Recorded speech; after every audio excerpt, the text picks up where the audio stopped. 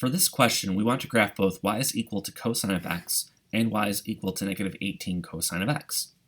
To start with, we're asked for the amplitude. This is how far the graph of this trig function oscillates away from the x-axis. That is completely determined by the number that is in front of the function.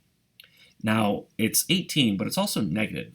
I know the negative as a transformation is going to flip the graph over the x-axis, and the 18 tells you how far away the graph is from the axis itself. Basically, amplitude is always recorded as a positive number, so the answer is positive 18. Okay, now it's saying to actually graph the two functions. And I'm going to start with graphing cosine of x itself.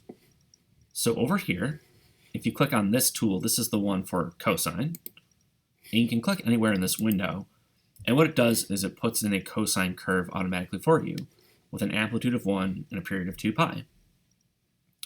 Okay, now I'll click off to the side, and I'm going to do this again. So I'll go back to this tool, I'll click one more time, and now here's a second cosine function that I'm going to adjust. For starters, the amplitude is 18.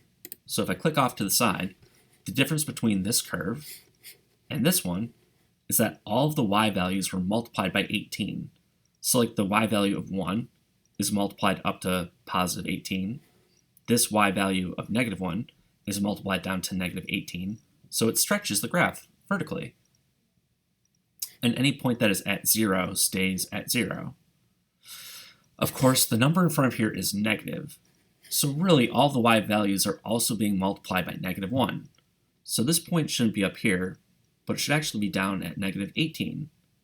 And this one that is at negative 18 should be up at positive 18. To make this change happen in the graph, you can click Reflect over x-axis, like this.